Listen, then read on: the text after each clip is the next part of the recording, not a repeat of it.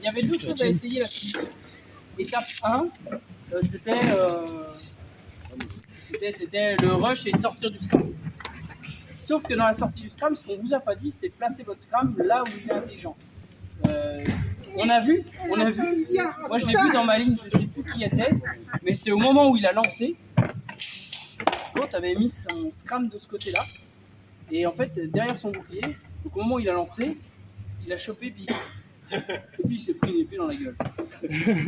Donc là c'est au bon, c'est ce que vous préférerez.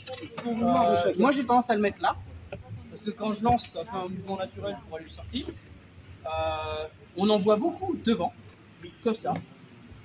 Moi perso, je suis pas à l'aise parce que je suis pas à l'aise. Mais c'est pas déconnant non plus pour un épéiste, par exemple. C'est moins emmerdé parce qu'elle pourrait sortir rapidement aussi.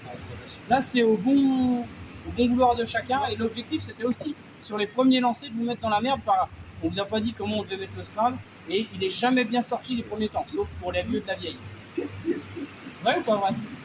On est d'accord. Les premiers temps, ça a fait scotch. Mais merde. Donc ça, il est important d'avoir l'outil au bon endroit. Ok?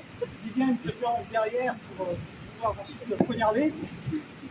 Moi, j'ai une préférence sur le côté pour pouvoir d'un seul coup aller à la gorge. C'est vraiment en fonction de chacun. Trouver l'emplacement où c'est reste, c'est certain qu'il va l'avoir au niveau de sa jambe. Bref. Sur les vieux, je sais pas, Baptiste, toi, tu as tendance à le mettre où? Moi j'ai tendance à essayer de me débarrasser de mon adversaire loin. La réponse était je préfère le mettre dans la gueule de l'adversaire. Alain, toi? Toi, c'est devant? Derrière? Oui, toi, t'es où? Aussi, il est où? Oui, le scrum plus devant ou plus derrière, toi? Les deux. Moi j'aime bien derrière. Il y en a beaucoup qui aiment devant parce que ça protège les noix aussi. Le scrum coupant en travers devant, c'est une protection supplémentaire. Et il y en a qui sont plus à l'aise derrière le bouclier de venir tout de suite. La main qui tombe, elle tombe naturellement sur la poignée du scrum. D'autres qui préfèrent derrière. Moi je préfère devant. Mais voilà. Du coup, je trouve ça plus naturel comme mouvement. Du coup, prochain exo. Juste avant de parler du prochain exo, je ne sais pas si vous avez eu l'impression d'avoir, pour les lancer, beaucoup de succès à pouvoir fumer votre adversaire au scrum. Absolument pas. Plutôt compliqué.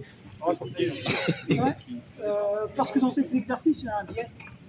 C'est que votre adversaire sait qu'il va se prendre quelque chose dans la gueule, il s'y attend.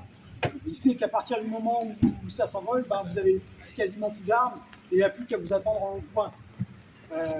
En sparring, ben, il n'est pas forcément sûr. Peut-être que vous allez lancer votre lance, peut-être pas. Et c'est à ce moment-là où ça devient le taux de réussite, voilà, ça devient beaucoup plus intéressant. Le taux de réussite monte en flèche et que vous devez vous entraîner à pouvoir sortir votre scrum le plus rapidement possible.